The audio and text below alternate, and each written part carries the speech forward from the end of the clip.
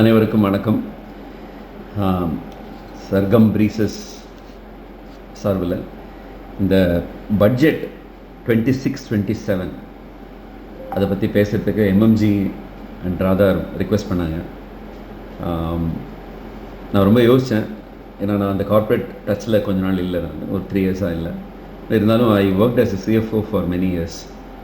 அதனால் MMG and Radha, they said I can add something to this அப்படின்ற மாதிரி. So thanks to both of them. நான் ஆக்சுவலாக budget படித்து பார்த்தேன். ஆக்சுவலி இல்லைனா நான் ரொம்ப பெரிய இம்பார்ட்டன்ஸ் அது கொடுக்கறதில்ல ஆஃப்டர் மை ரிட்டையர்மெண்ட். அதுக்கு பலவேறு காரணங்கள் இருந்தாலும் முக்கியமான ஒரு விஷயம் இந்த பட்ஜெட்டை பற்றி என்ன அப்படின்னா, இந்த நார்மலாக இருக்கிற எதிர்பார்ப்புகள், இந்த விலை குறையும், ஜிஎஸ்டி ரொம்ப ரெடியூஸ் பண்ணியிருக்காங்க, டிவி விலை கம்மியாகும், கார் விலை கம்மியாகும், ஃபோன் விலை கம்மியாகும், இந்த மாதிரிலாம் இந்த பட்ஜெட்டில் கிடையாது. நீங்கள் அந்த மாதிரி நீங்கள் எதிர்பார்த்தீங்கன்னா இது ஏமாற்றம் அளிக்கக்கூடிய பட்ஜெட் தான். ஆனால் இந்த பட்ஜெட் எப்படி ஸ்ட்ரக்சர் பண்ணியிருக்காங்க அப்படின்னா, ஒரு பாதை, இந்த லாங் டேர்ம் வியூ அப்படின்ற எடுத்துட்டோன்னா அதுக்கு நம்ம என்ன பண்ணணும் அப்படின்ற மாதிரி பிளான் பண்ணி அதுக்கு ஸ்ட்ரக்சர் பண்ணியிருக்காங்க. ஒரு பாதையை வடிவமைச்சு கொடுத்துருக்காங்க இந்த பட்ஜெட்டில். தேவ் செட் தி டைரக்ஷன், எங்கே போகணும் அப்படின்றது.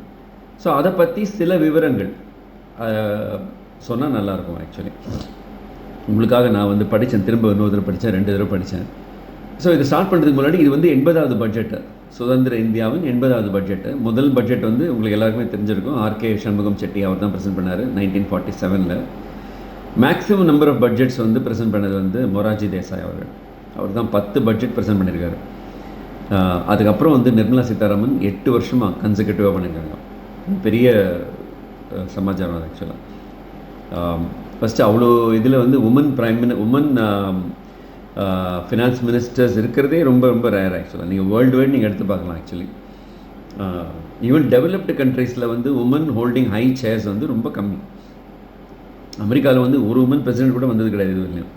நம்ம நாட்டில் வேறு மாதிரி. ஆக்சுவலி ஸோ இந்த பட்ஜெட்டோட சைலியன்ட் ஃபீச்சர்ஸ் மாத்திரம் நம்ம பார்க்கலாம். பட்ஜெட் அப்படின்றது என்ன அப்படின்னா, வரவு செலவு திட்டம். நம்ம வீட்டில் போடுறது தான் பட்ஜெட்டு. ஸோ இந்த நாட்டுக்காக அவங்க போடுற பட்ஜெட்டை, அதோடைய இதை பார்க்கலாம். நம்ம இதை எக்ஸ்டம்போரில் பேச முடியாது. அதாவது எதையுமே டாக்குமெண்ட்டை ரெஃபர் பண்ணாமல் இதை பேச முடியாது. டாக்குமெண்ட் வச்சுன்னு தான் பேசுகிறேன். இது கவர்மெண்ட் ஆஃப் இந்தியா ரிலீஸ் பண்ண டாக்குமெண்ட். அதுலேருந்து எல்லாத்தையும் படிக்க முடியாது. சில ஃபீச்சர்ஸ் என்ன பிளான் பண்ணியிருக்காங்கன்றத மாத்திரம் சொல்கிறேன். இது Viksit Bharat balancing ambition with inclusion அப்படின்றாங்க. ஸோ அதாவது developed country, from a developing nation to a developed country. எப்போ அப்படின்னா, இன்னொரு 15 வருஷத்துக்குள்ளே 20 வருஷத்துக்குள்ளே நம்ம டெவலப்டு கண்ட்ரியாக மாறணும் அப்படின்றது. அதுக்கு 4 எய்ம் என்ன அப்படின்றது, transform aspiration into achievement, potential into performance. அதாவது ஆசையிலிருந்து சாதனை. நம்மளுக்கும் நிறைய ஆஸ்பிரேஷன்ஸ் இருக்கும், இது பண்ணும் அது பண்ணும் அப்படின்னு. ஆனால் ஆஸ்பிரேஷன் லெவலோடு நிறுத்திப்போம், அதை சாதனையாக மாற்ற மாட்டோம். அதுதான் எய்ம், சாதனையாக மாற்றணும். அப்புறம் பொட்டென்ஷியல், நம்மளுக்கு திறந்திருக்கும், செயல் திறந்திருக்கும், அதை நிறைவேற்ற மாட்டோம். இப்போ நிறைய பேருக்கு பாடுற திறமை இருந்தது, ஆனால் ஸ்மியூல் அப்படின்ற ஒரு ஆப் வந்ததுக்கப்புறம் தான் அந்த பாடுற திறமை வெளியில் வந்தது. ஸோ இந்த மாதிரி இந்த திறமைகளை வெளிக்கொண்டு வரணும் அப்படின்றது தான் இந்த பட்ஜெட்டுடைய எய்ம், நோக்கம் அப்படின்றது.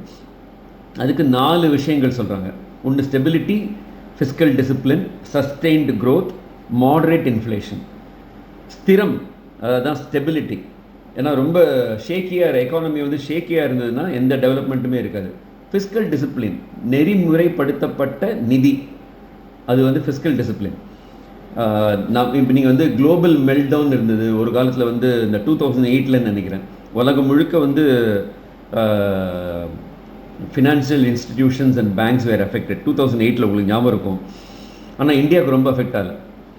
ஏன்னா Indian regulations, banking regulations, RBI had a very strong position. அதனால நம்மளுக்கு அந்த அளவுக்கு அஃபெக்ட் ஆகலை. உலகம் முழுக்க அஃபெக்ட் ஆச்சு. சஸ்டெயின்டு க்ரோத், இது 3வது. அது நீடித்த வளர்ச்சி.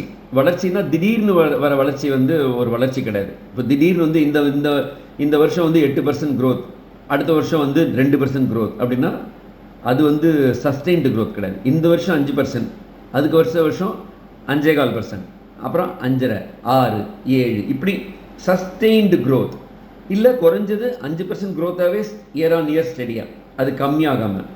ஆனால் இந்தியாவில் இருக்கிற பெரிய அட்வான்டேஜ் வந்து நம்மளுக்கு வந்து யூத் பாப்புலேஷன் ரொம்ப ஜாஸ்தி, பெரிய மார்க்கெட்டு. அதனால தான் வந்து நம்மளுக்கு வந்து இந்த மார்க்கெட் வந்து it is able to attract talent, investment எல்லாமே. இந்த பட்ஜெட் நடக்கிறதுக்கும் போதும் இல்லை நடந்து முடிஞ்சதுக்கு அப்புறமும் தெரியல. ஐ திங்க் யூஎஸ் டேரிஃப், அது வந்து அவங்களுடைய கஸ்டம்ஸ் டியூட்டி, நம்மளுடைய ஏற்றுமதி பொருட்களுக்கெல்லாம் அவங்க விரிக்கிற வரி வந்து 50% போச்சு. 25% ப்ளஸ் ஸ்பெஷல் வந்து 25%, 50% இருந்தது. அது பிரைம் மினிஸ்டர் மோடியோடைய ஸ்ட்ராட்டஜியில் கரெக்டாக ஹேண்டில் பண்ணாங்க. அதை 18% அது கம்மியாகிடுது. So market is really booming. இந்த பட்ஜெட் ப்ரெசென்ட் பண்ணும்போது மார்க்கெட், ஸ்டாக் மார்க்கெட் வந்து ரொம்ப கம்மியாச்சு, ரொம்ப விழுந்தது. கிட்டத்தட்ட வந்து 2000 பாயிண்ட் வந்து விழுந்தது கீழே. அதுக்கப்புறமும் கீழே விழுந்தது. ஆனால் அதுக்கப்புறம் வந்து யூஎஸ் டேரிஃப் வந்து ரிவைஸ் பண்ணதுக்கப்புறம் திரும்ப மார்க்கெட் வந்து இம்ப்ரூவ் ஆகிடுது. மார்க்கெட் இம்ப்ரூவ் ஆகிறதுக்கும் இதுக்கும் ரொம்ப பெரிய ஃபினான்ஷியல் டிசிப்ளின் வந்து ஒரு ரீசனாக இருக்க முடியாது மார்க்கெட்டு. அது வந்து basically it's demand and supply and the sensing, the feeling of the investors. அதை வச்சு தான் ஸ்டாக் மார்க்கெட் வந்து நம்மளுடைய க்ரோத் ப்ராஸ்பெக்ட்ஸ் வந்து இப்போ வந்து 7% ஹை க்ரோத் ரேட் அப்படின்னு வந்து பிளான் பண்ணியிருக்காங்க. இதான் வந்து பட்ஜெட்டுடைய எய்ம் ஆக்சுவலாக. இதில் வந்து யுவா சக்தி ட்ரிவன் பட்ஜெட் அப்படின்றது நம்ம முன்னாடியே சொன்னேன். யுவா சக்தின்றது தி பவர் ஆஃப் யூத், அதை பேஸ் பண்ணி தான் இருக்குது. அதில் வந்து 3 கர்த்தவ்யான்னு சொல்கிறாங்க. ஃபஸ்ட்டு கர்த்தவ்யா, செகண்ட் கர்த்தவ்யா, தேர்ட் கர்த்தவ்யான்னு. அது கர்த்தவ்யான்றது கடமை, முதல் கடமை accelerate and sustained economic growth, அதாவது வேகமுடைய நீடித்த பொருளாதார வளர்ச்சி. செகண்ட் கர்த்தவ்யான்றது ஃபுல்ஃபில் ஆஸ்பிரேஷன்ஸ் ஆஃப் பீப்புள், மக்களின் தேவைகளை நிவர்த்தி செய்வது, பூர்த்தி செய்வது. தேர்ட் கர்த்தவ்யான்றது விஷன் ஆஃப் சப்கா சாத் சப்கா விகாஸ். இது வந்து ரொம்ப நம்மளுடைய ஸ்டேட்மெண்ட், பிரைம் மினிஸ்டர் மோடியோடைய இது வந்து சப்கா சாத் சப்கா விகாஸ், அனைவருடன் சேர்ந்து அனைவருக்குமான வளர்ச்சி. அதாவது பணக்காரர்களுக்கு மட்டும் இல்லை, ஏழைகளுக்கு மட்டும் இல்லை, நடுத்தர வர்க்கத்துக்கு மட்டும் இல்லை, எல்லாருமே. ஏன்னா இந்த சொசைட்டியில் 3 விதமான மக்களும் இருக்காங்க. மேல்தட்டு, இந்த மிடில் லேயர், அடித்தட்டு. எல்லாமே வந்து சேர்ந்தால் தான் க்ரோத். நம்ம தனியாக வந்து ஒரு செக்டார் மாத்திரம் பார்க்க முடியாது. அதுதான் வந்து இந்தியாவுடைய மிகப்பெரிய இது கர்த்தவ்யான்னு சொல்கிறோம். அதாவது வந்து நம்மளுடைய கடமைகள் அப்படின்றது. இது வந்து முன்னாடி இருக்கிற பட்ஜெட் ஸ்பீச்லாம் பார்த்தீங்கன்னா இந்த மாதிரிலாம் இருக்காது. நீங்கள் பழைய பட்ஜெட் ஸ்பீச், பழைய ஃபினான்ஸ் மினிஸ்டர் பார்த்தீங்கன்னா நேராக வந்து ஃபிஸ்கல் டிசிப்ளின் அப்படி தான் போயிடுவாங்க. ஆனால் என்ன பண்ண போகிறோம், என்ன நம்மளுடைய டைரக்ஷன் என்ன இருக்க முடியும் அப்படின்றது பிரைம் மினிஸ்டர் மோடி வந்ததுக்கப்புறம் அந்த டைரக்ஷன் மாறி இருக்குது. ஆக்சுவலாக நிறைய சேஞ்சஸ் பண்ணியிருக்காங்க. இந்த ரீஃபார்ம் வந்து எக்ஸ்பிரஸ், அதாவது நம்மளுடைய தொழில்முறை மாறுதல்கள், அதாவது சட்ட மாறுதல்கள், இதெல்லாம் வந்து ஃபஸ்ட்டு ரீஃபார்ம் அப்படின்றது வந்து the credit first go to மன்மோகன் சிங். அவர் தான் 1991 வந்து எக்கனாமிக் லிபரலைசேஷன் அப்படின்றது கொண்டு வந்தார். இந்த லைசன்ஸ் ராஜ் அப்படின்றது ஒன்று இருந்தது, அதை ஒழிச்சது வந்து ஃபஸ்ட்டு வந்து மன்மோகன் சிங் தான்.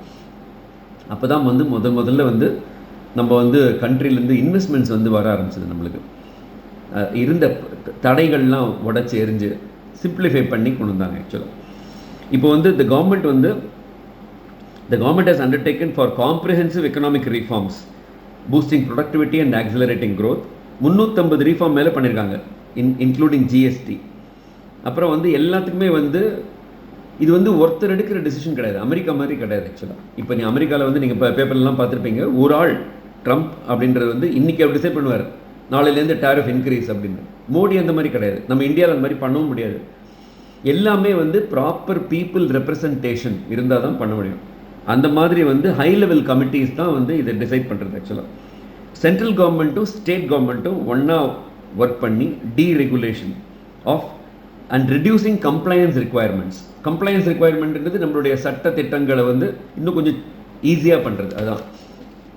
ஸோ இந்த பில்லர்ஸ் ஆஃப் சஸ்டெயின்டு டெவலப்மெண்ட் அப்படின்றது அது என்ன நம்ம growthன்னு பார்த்தோம், பட் அதோட படிக்கட்டுகள் என்ன அப்படின்னு பார்த்தா, sustained economic growth, strengthening foundations of growth, people centric development, trust based governance, ease of doing business, fiscal matters.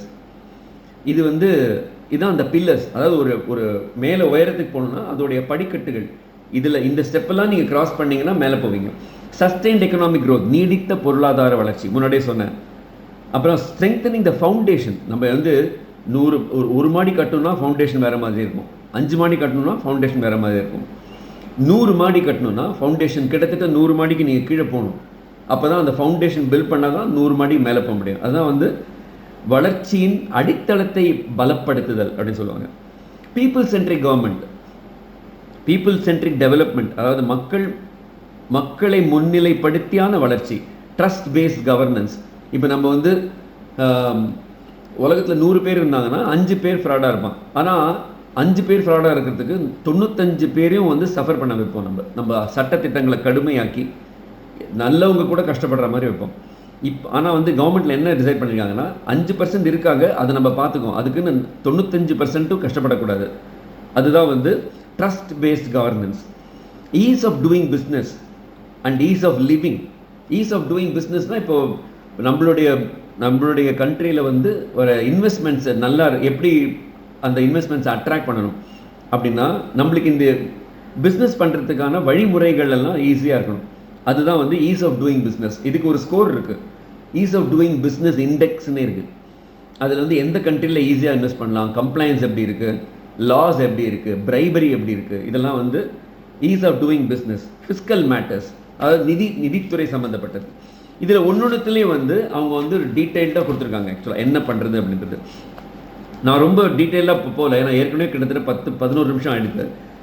உற்பத்தியை பெருக்குவோம், மேனுஃபேக்சரிங் ஸ்ட்ராட்டஜிக் அண்ட் ஃப்ரான்ஷியஸ் செக்டர்ஸ், அதாவது முன்னிலைப்படுத்தப்பட்ட தொழில்கள் வளர்ச்சி. அதுக்கு வந்து இந்த கவர்மெண்ட் வந்து நிறைய ஸ்கீம்ஸ் வந்து இதில் கொண்டு வந்திருக்காங்க. மெயினாக மேனுஃபேக்சரிங்கை ஈஸியாக பண்ணுறதுக்கு. அப்போ தான் எலக்ட்ரானிக் மேனுஃபேக்சரிங், ஹைடெக் மேனுஃபேக்சரிங், இதெல்லாம் வந்து கவர்மெண்ட்டில் வந்து இன்னும் அந்த ஈஸியாக பிஸ்னஸ் பண்ணுறதுக்கான வழிமுறைகள்லாம் கொண்டு வந்திருக்காங்க. டேக்ஸ் ரீஃபார்ம்ஸில் வந்து exemption from income tax for 5 years for non residence வந்து கேபிட்டல் குட்ஸ் கொண்டு வந்தாங்கன்னா, இன்வெஸ்ட் பண்ணாங்கன்னா அவங்களுக்கு வந்து 5 வருஷத்துக்கு டேக்ஸ் கிடையாது ஆக்சுவலாக. அப்புறம் வந்து இன்க்ரீஸ் இந்த limit for duty free imports on specified inputs for processing sea foods. நீங்கள் முதல்ல சொன்னீங்க இல்லையா, நான் சொன்னேன் எதெல்லாம் சீப்பாக இருக்கும், சீ ஃபுட்ஸுக்கு வந்து கொஞ்சம் இம்பார்ட்டன்ஸ் கொடுத்துருக்காங்க. அதுக்கப்புறம் வந்து ஏர்க்ராஃப்ட் மேனுஃபேக்சரிங்கு, அதுக்கு வந்து அந்த காம்பனன்ட்ஸ்க்கெல்லாம் டியூட்டி கம்மி பண்ணியிருக்காங்க. மைக்ரோவேவ் ஓவன்ஸ் வந்து இப்போ இன்னும் கொஞ்சம் சீப்பாகும். இப்போல்லாம் பார்த்தீங்கன்னா அடுப்பு பற்ற வைக்காமலே சமையல் பண்ணலாம், மைக்ரோவேவ் இருந்தது. நான் முன்னாடிலாம் ஒரு காலத்தில் வந்து யூஎஸ் அந்த மாதிரி டெவலப்டு கண்ட்ரீஸ்லாம் இருக்கும். இன்றைக்கி மைக்ரோவேவ் ஓவன் இல்லாத வீடே கிடையாது. பாதி சமையலை மைக்ரோவேவ்லேயே முடிச்சுருவாங்க. So microwave will become cheaper. நீங்கள் நிறைய ஐட்டம்லாம் சீப்பாக கிடைக்கணும்னு நீங்கள் நினச்சிங்கன்னா அப்படி இந்த பட்ஜெட்டில் கிடையாது அந்த மாதிரி. ஆனால் தொழில் வளர்ச்சிக்காக 3-pronged approach to help எம்எஸ்எம்இன்னு சொல்லுவாங்க, அதாவது சிறு குறுந்தொழில்கள் எம்எஸ்எம்இக்கு. அதுக்கு வந்து டெடிக்கேட்டட் 10,000 crores ஆஃப் எஸ்எம்இ ஃபண்டுக்கு வந்து ஒதுக்கியிருக்காங்க ஆக்சுவலாக. இந்த டேக்ஸ் ப்ரொபோசலில் removal of current value cap of 10 lakh per consignment on courier exports, அந்த கேப்பை வந்து அவங்க எடுத்திருக்காங்க. ஸோ இது வந்து ஒரு பொருளாதார வளர்ச்சிக்கு உதவும் actually. Renewing the emphasis on service sectors. Service செக்டரில் இருக்கிற வந்து சர்வீஸ் செக்டர், அதாவது வந்து தொழில் உற்பத்தி இல்லாமல் நம்ம வந்து ஹெல்த்து, இன்சூரன்ஸு, இந்த மாதிரி ஆக்டிவிட்டீஸ்க்கு நிறைய வந்து இம்பார்ட்டன்ஸ் கொடுத்துருக்காங்க. எப்படி வந்து அந்த பிஸ்னஸை அந்த சர்வீஸை நம்ம வந்து சப்போர்ட் பண்ணுவோம் அப்படின்றது.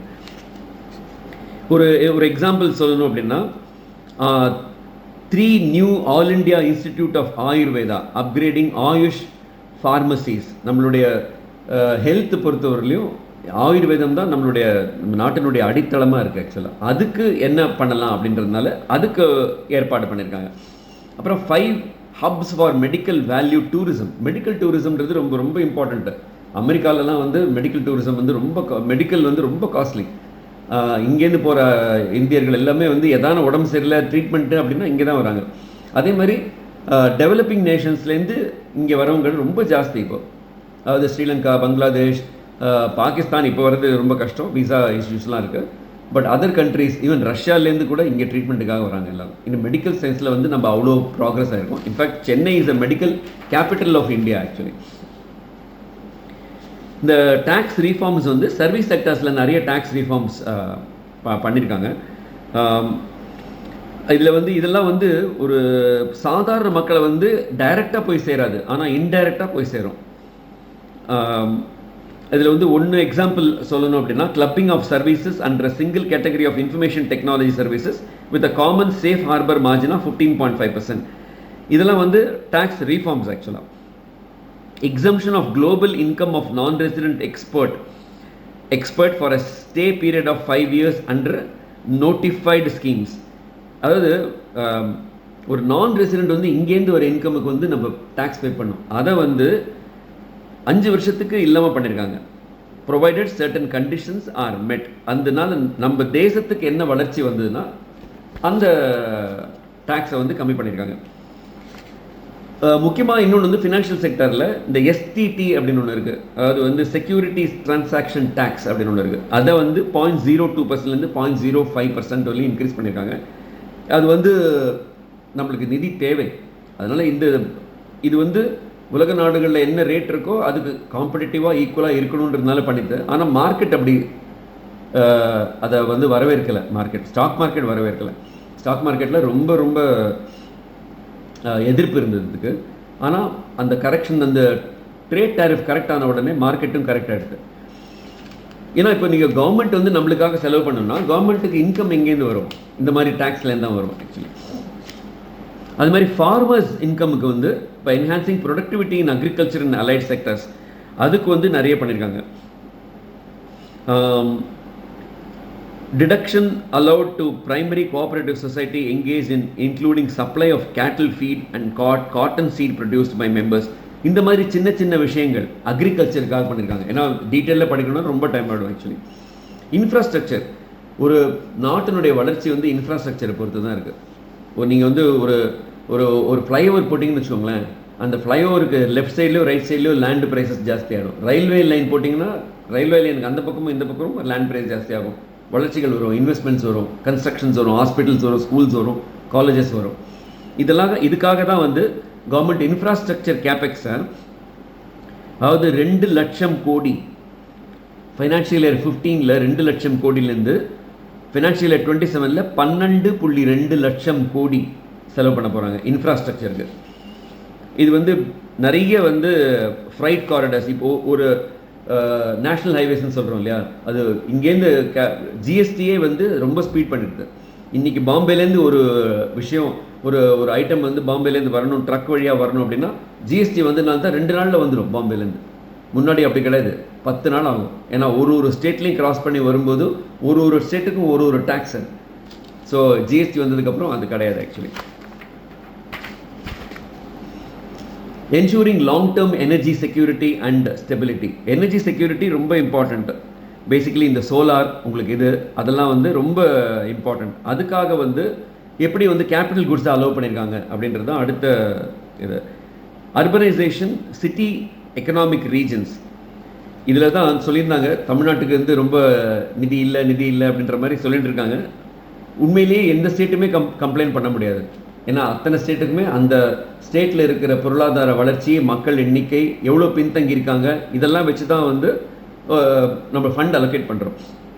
இப்போ தமிழ்நாட்டு பட்ஜெட் போட்டால் கூட கோயம்புத்தூருக்கு எவ்வளோ கிடைக்கும், இல்லை வந்து மானாமதுரை அப்படின்ற மாதிரி ஒரு இடத்துக்கு எவ்வளோ கிடைக்கும்னா ரெண்டுத்துக்கும் டிஃப்ரென்ஸ் இருக்குது. ஏன்னா கோயம்புத்தூர் ஒரு தொழில் நகரம், அந்த தொழில் நகரத்துக்கு நீங்கள் நிறைய சப்போர்ட் பண்ணால் தான் இன்னும் தொழில் பெருகும் ஆக்சுவலாக.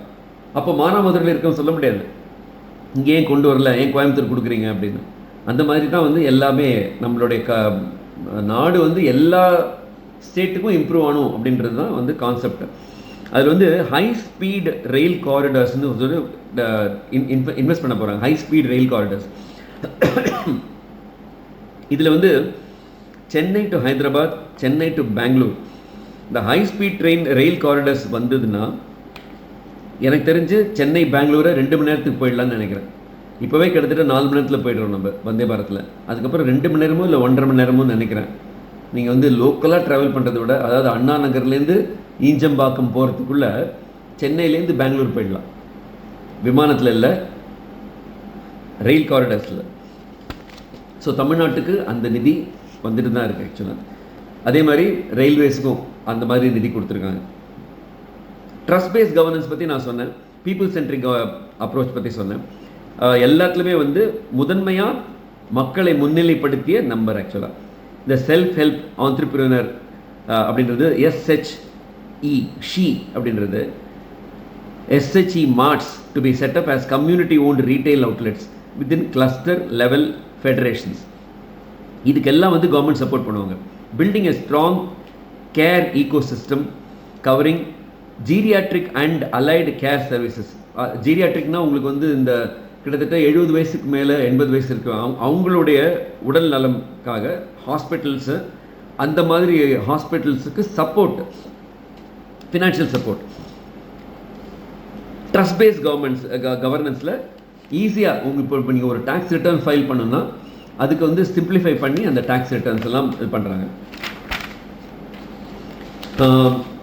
ஈஸ் ஆஃப் டூயிங் பிஸ்னஸில் எனக்கு தெரிஞ்சு கிட்டத்தட்ட ஒரு 30-35 பாயிண்ட் இருக்குது.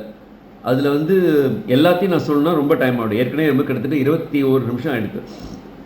இதில் வந்து டேக்ஸ் கலெக்டட் அட் சோர்ஸ் TCSன்னு ஒன்று இருக்குது, அதை ரீஃபார்ம் பண்ணியிருக்காங்க. TDS அதாவது டேக்ஸ் டிடக்ஷன் அட் சோர்ஸ்ன்னு இருக்குது, அதையும் ரீஃபார்ம் பண்ணியிருக்காங்க. அப்புறம் வந்து the interest awarded by the motor accident claim tribunal to a natural person will be exempt from income tax. முன்னாடி வந்து அந்த மோட்டர் ஆக்சிடென்ட் கிளைமில் ஒரு ஆளுக்கு இன்சூரன்ஸ் கொடுத்தீங்கன்னா அந்த பணத்துக்கே நம்ம டேக்ஸ் பே பண்ணணும். அது நம்ம அடிபட்டு நம்மளுக்கு ஒருத்தன் பணம் கொடுக்குறோன்னா அந்த பணத்துக்கு நம்ம டேக்ஸ் பே பண்ணணும். இப்போ அந்த டேக்ஸை எடுத்துட்டாங்க. இது மாதிரி சின்ன சின்ன விஷயங்கள் நிறைய பண்ணியிருக்காங்க. எசென்ஷியலாக ட்ரக்ஸுக்கு, அதாவது மருந்துக்கு வந்து ஒரு 17 மருந்து வகைராக்களுக்கு basic exempt from basic customs duty அதை வந்து 17 ஐட்டமுக்கு ரிமூவ் பண்ணியிருக்காங்க. நிறைய டேக்ஸ் ரிஃபார்ம்ஸ் கொண்டு வந்திருக்காங்க. Setting of using available mat, அதாவது மினிமம் ஆல்டர்னேட் டேக்ஸ் ஒன்று இருக்குது. கொஞ்சம் காம்ப்ளிகேட்டட் இதெல்லாம், பட் இந்த ரீஃபார்ம்ஸ்லாம் பண்ணியிருக்காங்க ஆக்சுவலி. அடுத்தது வந்து ஃபிஸ்கல் மேட்டர்ஸில் இந்த டெட் டு ஜிடிபி ரேஷியோ, அதாவது நம்மளுடைய பொருளாதாரம் அப்படின்றது ஜிடிபி கிராஸ் டொமஸ்டிக் ப்ராடக்டை கன்சிடர் பண்ணிவிட்டு கூகுளில் இருக்கும் உங்களுக்கு. அதில் வந்து டெட், அதாவது கடன் சுமை எவ்வளோ இருக்கும் அப்படின்னா, அதாவது கடன் சுமை டிவைடட் பை ஜிடிபி அப்படின்னா ஒரு ரேஷியோ இருக்குது. அந்த ரேஷியோ வந்து estimated at 55.6% versus compared to 56.1%. In fact நிறைய வளர்ந்த நாடுகளில் இது வந்து கிட்டத்தட்ட 90%, 80%, 100%லாம் கூட இருக்குது.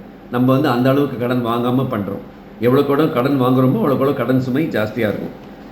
டெஃபிசிட் ட்ரெண்ட்ஸை வந்து கம்மி பண்ணிகிட்டே வராங்க பட்ஜெட்டில். இப்போ வந்து ₹1 வந்ததுன்னா எங்கேருந்து வரும் அப்படின்னா, இப்போவும் கிட்டத்தட்ட ₹24 ₹1 24 பைசா, ஆர் ₹100 ₹24 பாரோவிங்ஸ்லேருந்து வருது.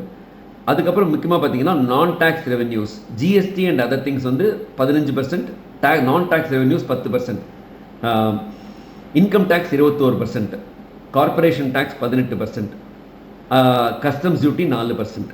இதெல்லாம் தான் நம்மளுக்கு சோர்ஸ் ஆஃப் கேஷ் எப்படி உள்ளே வருது அப்படின்றது. எங்கே செலவு பண்ணுறோம் அப்படின்னா, மெயினாக பார்த்தீங்கன்னா வர பணத்தில் 22% வந்து ஸ்டேட்டுக்கே திருப்பி கொடுத்துட்றாங்க. ஸ்டேட் கொடுக்குறத முக்கால்வாசி ஸ்டேட்டுக்கே திருப்பி கொடுத்துட்றாங்க. அதுக்கப்புறம் இன்ட்ரெஸ்ட் பேமெண்ட், நம்ம வாங்கின கடனுடைய இன்ட்ரெஸ்ட் பேமெண்ட் மாத்திரம் 20%. அதாவது ₹100 வந்துன்னா வருமானம் வந்துன்னா ₹20 வந்து இன்ட்ரெஸ்ட் கொடுக்குறோம். ₹11 டிஃபென்ஸுக்கு, 11%. இந்த வந்து ஒரு காலத்தில் ரொம்ப ஜாஸ்தியாக இருந்தது defence budget, because Pakistan thread அந்த மாதிரிலாம் இருக்கிறதுனால. இப்போ வந்து டிஃபென்ஸ்க்கு நிறைய ஸ்பெண்ட் பண்ணுறாங்க, பட் நம்மளுடைய ஜிடிபியும் ஜாஸ்தியாகிட்டு, நம்மளுடைய ஓவரால் அதாவது ரெசீட்ஸும் ஜாஸ்தியாக இருக்குது. அதனால வந்து அந்த பர்சன்டேஜை கம்மி பண்ணியிருக்காங்க, 11% actually. Finance commission other things 7%, 8%. இப்போ இன்ட்ரெஸ்ட்டு, டிஃபென்ஸு, ஸ்டேட் ஷேர் இதெல்லாம் தான் வந்து மேக்ஸிமம் ஆக்சுவலி. சென்ட்ரல் செக்டர் ஸ்கீமுக்கு வந்து 17%, அதர் எக்ஸ்பெண்டிச்சர் 7%. இதெல்லாம் வந்து நம்மளுடைய வரவு செலவு கணக்கு.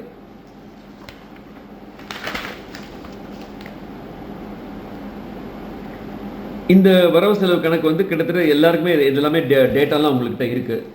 மேக்ஸிமம் வந்து நம்ம வந்து எதுக்கு செலவு பண்ண போகிறோம் அப்படின்னா டிரான்ஸ்போர்ட்டு, இந்த வெஹிக்கிள் மூவ்மெண்ட்ஸு, இன்ஃப்ராஸ்ட்ரக்சர், அதுக்கெலாம் தான் மேக்ஸிமம். அதாவது 5,98,000 கோடி செலவு பண்ணுவோம், அதுதான் மேக்ஸிமம். அதுக்கப்புறம் வந்து டிஃபென்ஸு, அப்புறம் ரூரல் டெவலப்மெண்ட் 2 லட்சம், கிட்டத்தட்ட 3 லட்சம் கோடி, ஹோம் அஃபேர்ஸ் 2 லட்சம் கோடி, இதெல்லாமே லட்சம் கோடிகள் ஆக்சுவலாக. ஸோ அதில் வந்து மேக்ஸிமம் வந்து நம்மளை வந்து டிரான்ஸ்போர்ட் செக்டார்லேயும் டிஃபென்ஸ்லேயும் நிறைய ஸ்பெண்ட் பண்ணுவோம். அதனால் இந்த டிஃபென்ஸ்லாம் நல்ல ஸ்டாக் மார்க்கெட்டில் டிஃபென்ஸ் மேனுஃபேக்சரிங்லாம் நல்லா போகும் ஆக்சுவலி. இதெல்லாம் தான் எதிர்பார்ப்பேன். இதுதான் இதோடைய பட்ஜெட்டுடைய சாராம்சம். ஸோ திருப்பி ஒரு கன்சாலிடேட்டட் வியூ கொடுக்கணும் அப்படின்னா, இது வந்து தொலைநோக்கு பார்வையான வரவு செலவு திட்டம். இது வந்து இன்றைக்கி மாத்திரம் இன்றைக்கி டேக்ஸ் ரேட்டை குறைச்சேன், இன்றைக்கி வந்து சிகரெட் விலையை கம்மி பண்ணேன், இன்றைக்கி வந்து ஷாம்பு ப்ரைஸை கம்மி பண்ணுறேன்ற மாதிரி ஷார்ட் டேர்ம் இம்மீடியட் ரியாக்ஷன் கிடையாது. தொலைநோக்கு பார்வை, லாங் டேர்ம் விஷனில் they are setting the path. இன்னொரு 20 வருஷத்துலையோ நம்ம வந்து டெவலப்பிங் நேஷன்லேருந்து டெவலப்டு நேஷனுக்காக மாறுறது. ஸோ அதோடைய பட்ஜெட் தான் இது. இந்த சிறப்பான முறையில் ப்ரெசென்ட் பண்ண ஃபினான்ஸ் மினிஸ்டருக்கு வாழ்த்துக்கள். பிரைம் மினிஸ்டர் மோடி அவர்களுக்கு நன்றி. இந்த டைரக்ஷனை வந்து அந்த லீடர் செட் பண்ணால் தான் ஃபினான்ஸ் மினிஸ்டரால் ப்ரெசென்ட் பண்ண முடியும். So it's one of the best budgets and clearly sets the direction for all. I hope you like the presentation. உங்களுக்கு இதில் எதனா டவுட் இருந்ததுன்னா ஃபோன் பண்ணி கேளுங்க. இதில் எப்படி இது இம்ப்ரூவ் பண்ணால், ஏன்னா 26 நிமிஷம் ஆகிடுது, இது இன்னும் எப்படி குறைக்க முடியும்னு எனக்கு தெரியல. ஏன்னா பட்ஜெட்டை வந்து 26 நிமிஷத்துக்குள்ளே சொல்லணுன்றது ரொம்ப கஷ்டமான விஷயம். So thank you MMG and Radha for forcing me to read the budget thoroughly. Thank you. Bharat Mata ki Jai. Jai Hind.